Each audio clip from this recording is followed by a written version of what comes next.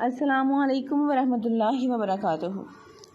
آج کی ہماری ویڈیو کا ٹاپک ہے اسلام حقانیت کی وجہ سے پھیلا ہے اور حضرت عمر علیہ السلام کس طرح سے ایمان لائے۔ 614 یعنی نبوت کے اعلان کے چھٹے سال مکہ معظمہ کی قوم قریش کے سب سے زیادہ غیرت مند، شجاع اور بہادر حضرت حمزہ بن عبد المطلب ایمان لائے۔ ان کے ایمان لانے کے 3 روز کے بعد حضرت عمر بن الخطاب رضی اللہ عنہ ایمان لائے۔ حضرت عمر کے ایمان لانے کا واقعہ بھی حیرت انگیز ہے۔ ان کو پتہ چلا کہ ان کی بہن فاطمہ اور ان کے بہنوئی حضرت سعید بن زید بن عمرو بن نفیل رضی اللہ عنہ کی جن کا شمار عشرہ مبشرہ میں ہوتا ہے، یہ دونوں مسلمان ہو گئے ہیں۔ لہذا وہ اپنی بہن کے پاس گئے اور خوب پیٹا، یہاں تک کہ وہ لہو لہان ہو گئی۔ ان کی بہن نے کہا کہ تم چاہو تو مجھے قتل کر دو، لیکن حقیقت یہ ہے کہ میں مسلمان ہو گئی ہوں۔ تھوڑا وقفے کے بعد حضرت عمر فاروق نے اپنی بہن سے فرمایا کہ میں جب گھر میں داخل ہوا تب تم اور سعید بن زید کچھ پڑھ رہے تھے، مجھے دکھاؤ تم کیا پڑھ رہے تھے۔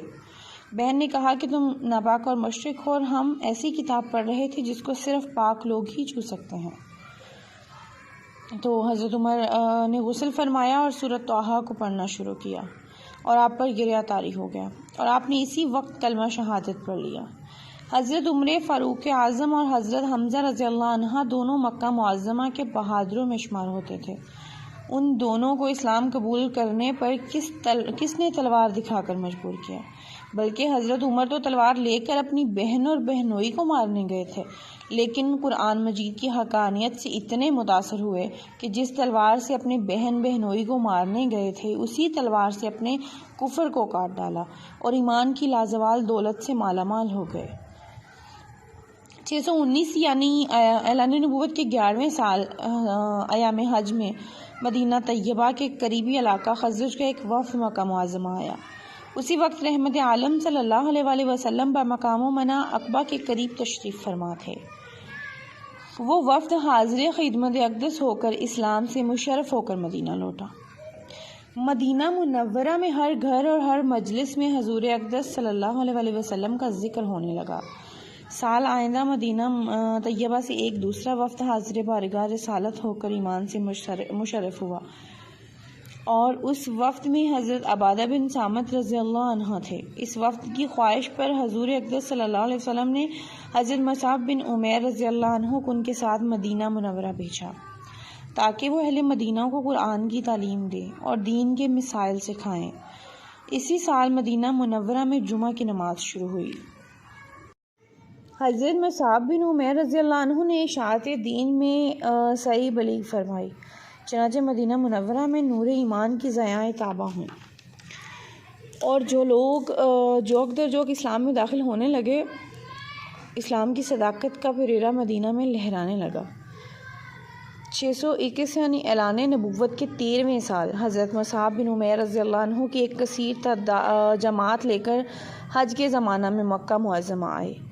مدینہ طیبہ سے مشرکین بھی کافی تعداد بارے ادا حج مکہ معظمہ آتے ہوتے تھے۔ حضرت مصعب کے ساتھ قوم اوس اور قوم خزرج کے 500 آدمی آئے ہوئے تھے۔ یہ تمام لوگ مدینہ سے آئے ہوئے مشرکوں سے چھپ کر عقبہ کے قریب پہاڑ پر جمع ہو گئے۔ وہاں پر حضور اقدس سید المرسلین تشریف لے گئے اور تمام کو بیت اسلام سے مشرف فرمایا۔ مدینہ سے آتے ہوئے اس وفد میں 12 حضرات مدینہ کے رؤسا اور اکابر تھے۔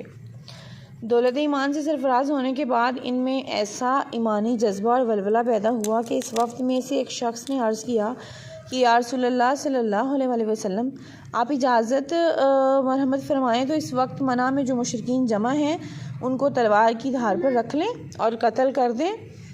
حضور اقدس رحمت عالم صلی اللہ علیہ وآلہ وسلم نے فرمایا، مجھے اس کا حکم نہیں دیا گیا ہے کہ تلوار سونتوں اور مشرکوں کے ساتھ جنگ کروں۔ اس کے بعد انصار کا وہ قافلہ مدینہ لوٹا۔ مکہ معظمہ سے مدینہ منورہ لوٹتے وقت انصار کے قافلے نے بارگاہ رسالت میں التماس و گزارش کی کہ یا رسول اللہ صلی اللہ علیہ وسلم، اگر آپ ہمارے ساتھ مدینہ طیبہ تشریف لے چلیں تو ذہ سعادت آپ جو بھی حکم فرمائیں گے ہم جان و دل سے تابع فرمان ہوں گے۔ حضور اقدس صلی اللہ علیہ وسلم نے فرمایا کہ مجھے ابھی مکہ معظمہ سے نکلنے کا حکم نہیں ہوا ہے اور میری ہجرت کے لیے کوئی مقام متعین نہیں کیا گیا ہے، جس وقت بھی حکم ہوگا اور جہاں کے لیے بھی حکم ہوگا وہاں کو ہجرت کروں گا۔ یہ فرما کر حضور اکرم صلی اللہ علیہ وآلہ وسلم نے انصار مدینہ کے قافلے کو رخصت فرما دیا۔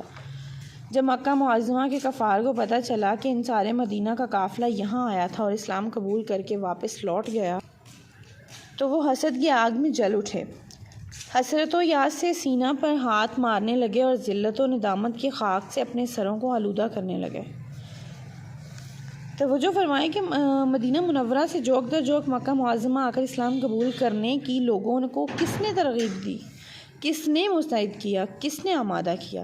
صرف اور صرف اسلام اور رحمت عالم صلی اللہ علیہ وآلہ وسلم کی صداقت نے۔ اسلام میں داخل ہونے والے ان شیدائیوں کو کسی نے تلوار دکھا کر ڈرایا تھا یا دھمکی دی تھی کہ مسلمان ہو جاؤ ورنہ گردن کاٹ دی جائے گی؟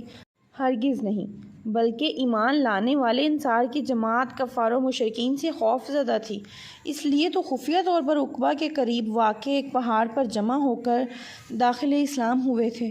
ان حضرات کو مسلمانوں کی تلواروں کا متعلق خوف نہ تھا، البتہ کفار و مشرکین کی متشدد شمشیروں سے ضرور خائف تھے۔ اسلام کے عالمگیر پیمان امن و امان کا تو انہوں نے ذاتی تجربہ اور مشاہدہ کر لیا کہ جب وفد میں ایک شخص نے کفار و مشرکین پر تلوار زنی کی اجازت طلب کی تو رحمت عالم صلی اللہ علیہ وسلم نے ممانعت فرما دی۔